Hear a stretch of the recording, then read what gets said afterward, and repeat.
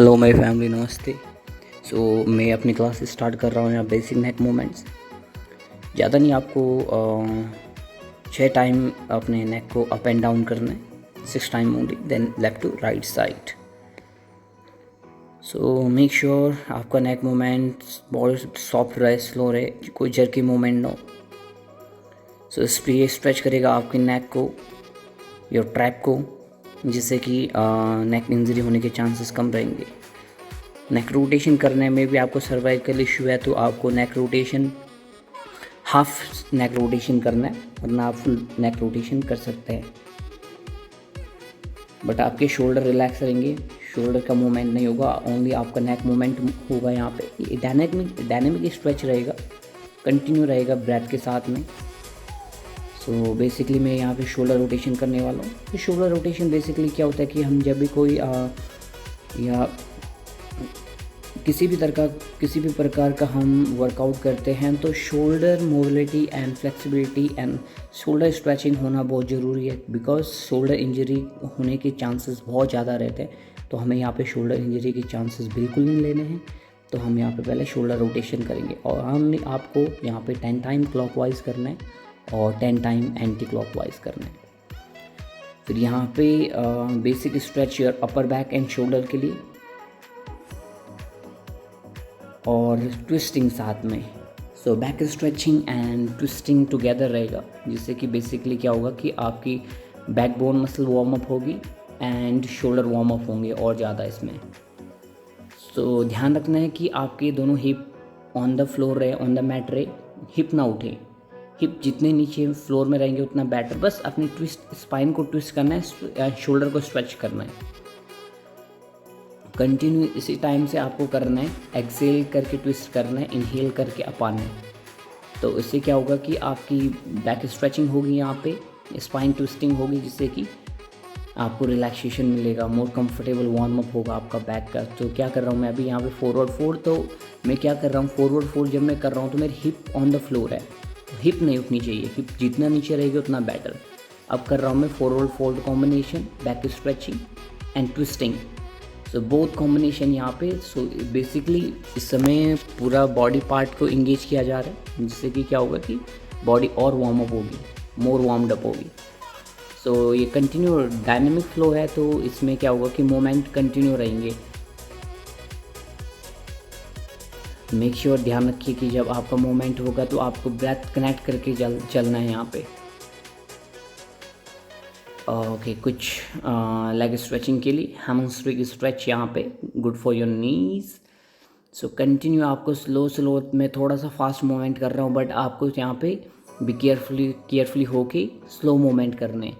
And जितनी कोशिश हो कि अपनी हैमस्ट्रिंग को स्ट्रेच करें यहाँ पे, बिकॉज हैमस्ट्रिंग स्ट्रेच करना बहुत ज़रूरी है। आप किसी भी टाइप की प्रैक्टिस कर रहे हैं, हैमस्ट्रिंग स्ट्रेच होना बहुत ज़रूरी है। और दूसरी बात आप देख रहे होंगे कि बैक का बहुत ध्यान रखना है, अपनी लोअर बैक को स्ट्रेट करके चलना है। जो भी मूवमेंट रहेंगे आपकी lower back arch and stretch होना बहुत ज़रूरी है। विथ हंचिंग बैक में इंजरी होने के चांसेस बैकबोन मसल के बहुत ज़्यादा होते हैं, इसलिए आपको केयरफुली चलना है।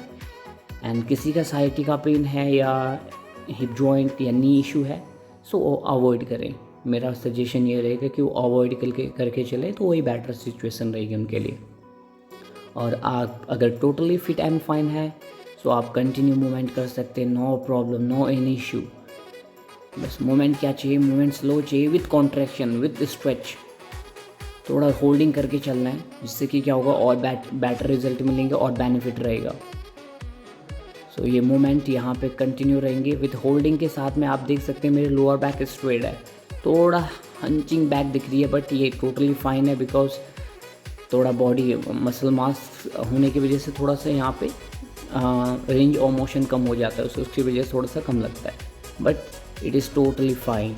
आपको क्या करना है कि इस लोअर बैक को स्ट्रेच करना है, ग्लूट स्ट्रेच है यहाँ पे, हाफ बटरफ्लाई वेरिएशन या कह सकते हैं आपके हाफ लोटस पोज वेरिएशन। हमें यहाँ पे क्या करने वाला, ट्विस्टिंग एंड फॉरवर्ड फोल्ड या बैक स्ट्रेचिंग करने वाला हूँ मैं यहाँ पे। पहले मैं ट्विस्टिंग एंड बैक स्ट्रेचिंग करूँगा। सो बैक स्ट्रेचिंग करने से क्या होगा कि मोर वार्म अप होगी हमारी बैकबोन मसल, जिससे कि हम कोई भी किसी भी प्रकार का एक्सरसाइज कर सकते हैं without injury. So best option है आपके लिए अगर आप फिटनेस रिलेटेड हैं या जिम से रिलेटेड पर्सन हैं, तो आप 100% पहले ये एक्सरसाइज या ये आसनास या टेक्निक ये ड्रिल आप यूज़ कर सकते हैं, जिससे कि क्या होगा कि आप और कंफर्टेबल और मोर एनर्जेटिक फील करेंगे किसी भी प्रकार की एक्टिविटी में। ये आप नॉर्मल पर्सन हैं तो आप तब भी ये प्रैक्टिस कर सकते हैं, इससे ज़्यादा बेनिफिट आपकी बॉडी को होने वाला है। So twisting is a good for your spine. So always remember कि बैक शुड बी स्ट्रेट रहे, बैक स्ट्रेट रहे ट्विस्टिंग के टाइम में, बैक हंच न हो। जितनी कोशिश कीजिए कि अपनी शोल्डर को प्रेस करने की, पीछे करने की कोशिश कीजिए, जिससे कि क्या होगा कि ट्विस्टिंग में और ज़्यादा बेनिफिट मिलेगा।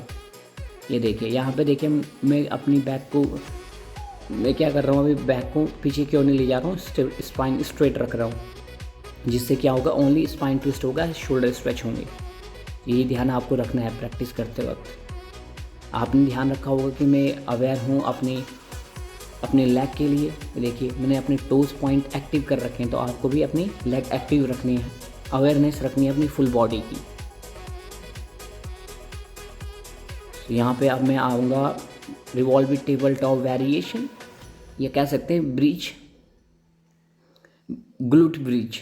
सो ये वेरिएशन है एक प्रकार से, और ये वेरिएशन आपको हेल्प करेगी to more warmed up your hip joint, your hip flexure, your plantar flexure, your hip joint, your knees, quadricep, shoulder, ये फुल बॉडी स्ट्रेचिंग यहाँ पे इंगेज है आपकी पूरी बॉडी। सो इससे क्या होगा कि फुल बॉडी इंगेज होने से आप मोर कंफर्टेबल फील कर पाएंगे।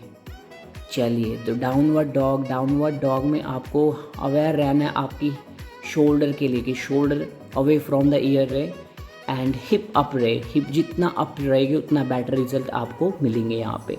सो always keep your lift up your hip more up and higher. So मैं क्या कर रहा हूँ यहाँ पे, थोड़ा पैडल कर रहा हूँ, लेग को पैडल कर रहा हूँ, जिससे कि हैमस्ट्रिक स्ट्रेच होगा, लेग स्ट्रेच होंगे थोड़ा।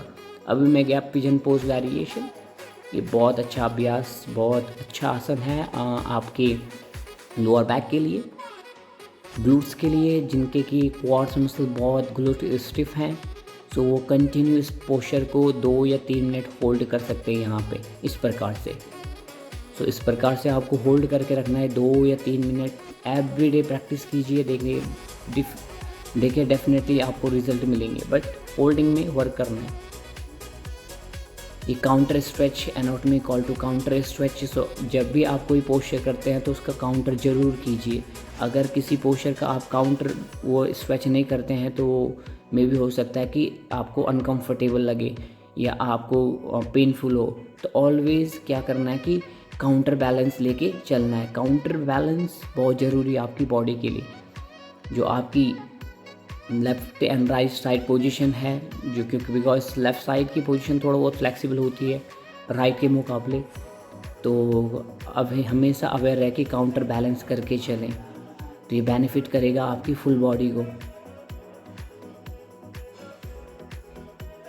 इसी प्रकार से मेक श्योर आपकी हिप, दोनों हिप एक लाइन में रहें एंड हिप को करना है press your hip down. So always remember रखना है कि हिप जितना नीचे रहेगी उतना बेटर। देखिए मैं क्या कर रहा हूँ, काउंटर स्ट्रेच, पहले मैंने ग्लूट को स्ट्रेच किया था, मैं अभी उसे रिलैक्स कर रहा हूँ एंड क्वाड्रिसेप को स्ट्रेच कर रहा हूँ यहाँ पे। सेम मैं अदर साइड ट्विस्टिंग कर रहा हूँ। आपको ध्यान रखना है जब ट्विस्ट करें तो आपको ऊपर की ओर देखना है। चलिए मैं आया अभी प्लैंक पोज में। प्लैंक पोज में कुछ वर्क करने वाला हूँ विथ हंचिंग बैक में मैं क्या करने वाला हूँ, बॉडी को shift body weight forward and backward movement करने वाला हूँ।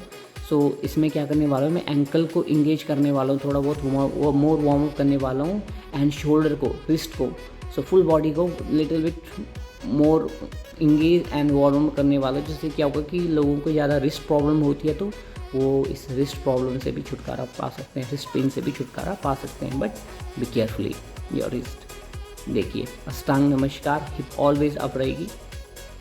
ये बैक स्ट्रेच यहाँ पे अगेन बैक एक्सटेंशन यहाँ पे। ध्यान रखिए कि फीट आपकी फ्लैट हो। तो लोग क्या करते हैं कि पाँव को ज़्यादा खोल देते हैं, बट ये कोबरा पोज है, इसमें क्या रहेगी, फीट टुगेदर रहेगी। अभी मैं ट्विस्टिंग कोबरा पोज वेरिएशन में जा रखा हूँ।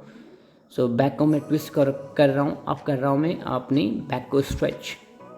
ओके, सो मेरा यहाँ पे प्रैक्टिस ख़त्म हो गई है। अब मैं क्या करूँगा, थोड़ा रेस्ट करूँगा, उसके बाद मैं सम ड्रिल यूज़ करूँगा, जिसमें कि क्या होगा कि रोलर होगा। मैं रोलर का यूज़ करूँगा to back warmed up and थोड़ा सा इंगेज करूँगा अपने लेट्स को। तो अभी मैं रोलर का यूज़ करने वाला हूँ। रोलर को बेसिकली आप क्या करते हैं, be careful your lower back. तो झटके से नहीं कोई मूवमेंट करना है, आपको स्लो करना है, धीरे धीरे से। स्टार्टिंग में क्या होता है, झटके से आपकी लोअर बैक, आपको लगता है लोअर बैक में पेन होना स्टार्ट हो जाता है, बट ये धीरे धीरे करना है, विथ होल्डिंग के साथ में, विथ स्ट्रेचिंग के साथ में। मोर वार्म अप, इससे क्या होगा कि आपकी बैक बोन मोर वार्म अप होगी और जो भी स्टिफनेस बॉडी में रहेगी वो कम हो जाएगी। सो ऑलवेज प्रैक्टिस की, जब ये आप वार्म अप ख़त्म कर देंगे उसके बाद आपको रोलिंग करनी है बैक पे, जिससे क्या होगा कि आपकी बैक बोन मसल मोर वार्म अप हो जाएगी एंड आप मोर कंफर्टेबल फील करोगे। इसी प्रकार से आपको डेली कंटिन्यू रूटीन में अपनी बॉडी को रखना, सेव में रखना है, जिससे कि आप इंजरी फ्री रहें और अच्छे से अपना वर्कआउट कर सकें।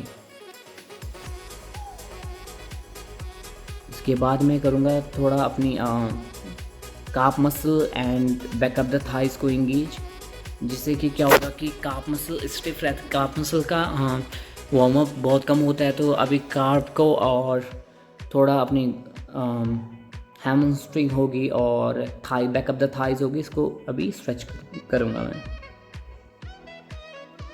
तो मेरा अभी वार्म अप ख़त्म हो चुका है, मैं जा रहा हूँ अब अपनी प्रैक्टिस के लिए।